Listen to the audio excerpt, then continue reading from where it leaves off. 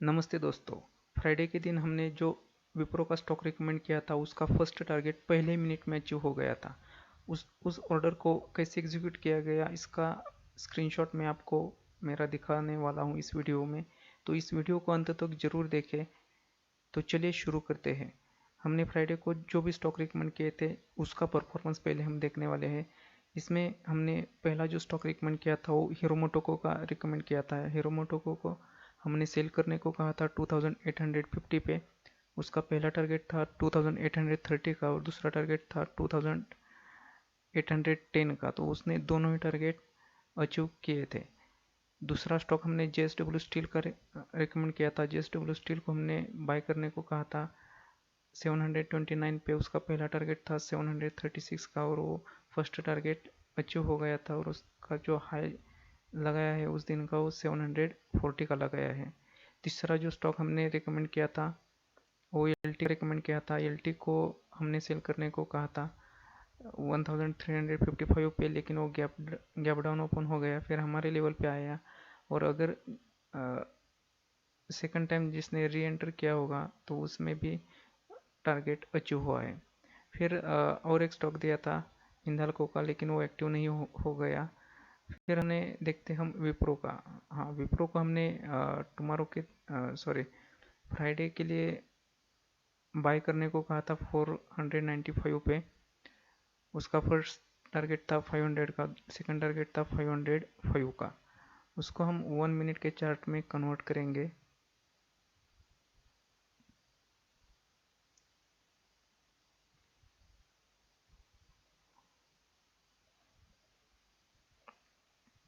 हाँ, ये देखो विप्रो का फर्स्ट टारगेट जो था 595 पे ऑर्डर एग्जीक्यूट हो गया और 500 पे फर्स्ट टारगेट उसका अचीव हो गया था।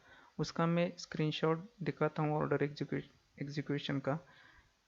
9:15 और 9 सेकंड पे हमारा बाय का जो ऑर्डर था वो 70 क्वान्टिटी का 495 पे ट्रिगर हो गया था। मतलब हम फर्स्ट मिनट में भी अगर कोई स्टॉक ट्रिगर होता है एंट्री के लिए तो भी हम उसमें एंटर हो सकते हैं।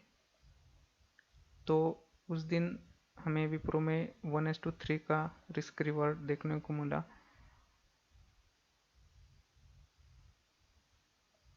विप्रो ने जो हाई लगाया है उस दिन 515 का, तो उसमें 1:3 का रिस्क रिवार्ड हमें देखने को मिला है। फिर हम देखते हैं बैंक निफ्टी में क्या हो गया। बैंक निफ्टी को हमने सेल करने को कहा था 33,300 पे सेल करने को कहा था। उसका फर्स्ट टारगेट था 33,000 का और सेकंड टारगेट था 32,700 का। उसने दोनों ही टारगेट उस दिन अचीव किए थे। गैप डाउन होने के बाद फिर हमारे लेवल पे आया और वहाँ से उसने डाउनफॉल शुरू किया। फिर निफ्टी 50 में भी ऐसा ही हुआ था, गैप डाउन ओपन हो गया। हमारा जो लेवल था वो 14,860 का था। 55 का हाई लगाया, उसी जोन पे उसने वो रिवर्स हो गया और फिर नीचे आके 150 पॉइंट्स का डाउनफॉल उसने दे दिया। चलिए कल के लिए हम देखते हैं। कल के लिए हम निफ्टी में क्या कर सकते हैं वो देखेंगे। कल के लिए हम निफ्टी को सेल कर सकते हैं 14,600 पे। उसका फर्स्ट टारगेट रहेगा 14,000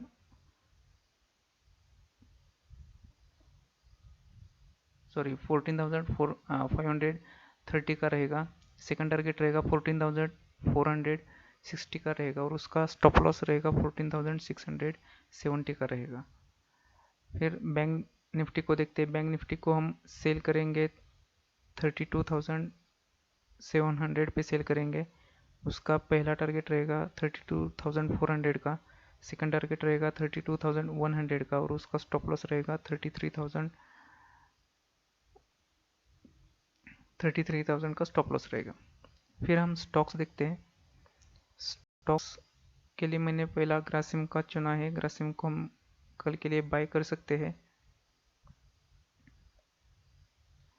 कल हम ग्रासिम को बाय कर सकते हैं 1408 पे। उसका पहला टारगेट रहेगा 1416 का रहेगा। सेकंड टारगेट रहेगा 1426 का और उसका स्टॉप लॉस रहेगा 1397 का। फिर हम दूसरा स्टॉक देखते हैं HCL टेक का। HCL टेक को हम सेल कर सकते हैं 895 पे। उसका फर्स्ट टारगेट रहेगा 885 का। सेकंड टारगेट रहेगा 875 का और उसका स्टॉप लॉस रहेगा 905 का। फिर अगला स्टॉक देखते हैं टाटा स्टील का। टाटा स्टील को हमने दोनों साइड के लिए दिया है। टाटा स्टील को हम बाय कर सकते हैं 1053 पे बाय कर सकते हैं। उसका फर्स्ट टारगेट रहेगा 1063 का। सेकंड टारगेट रहेगा 1073 का और उसका स्टॉप लॉस रहेगा 1043 का। सेल साइड की ओर देखा जाए तो हम टाटा स्टील को सेल कर सकते हैं 1010 पे। फर्स्ट टारगेट रहेगा 1000 का। सेकंड टारगेट रहेगा 990 का और उसका स्टॉप लॉस रहेगा 1020 का। फिर अगला स्टॉक देखते हैं एलटी का। एलटी को हमने सेल के लिए रिकमेंड किया है। एलटी को हम सेल कर सकते हैं 1335 पे। उसका फर्स्ट टारगेट रहेगा 1325 का। सेकंड टारगेट रहेगा 1315 का। उसका स्टॉप लॉस रहेगा 1345 का। अगला एक स्टॉक दिया है JSW स्टील का। JSW स्टील को हम बाय कर सकते हैं 741 पे। उसका फर्स्ट टारगेट रहेगा 747 का। सेकंड टारगेट रहेगा 753 का और उसका स्टॉप लॉस रहेगा 735 का। सेल साइड की ओर देखा जाए तो हम JSW स्टील को सेल कर सकते हैं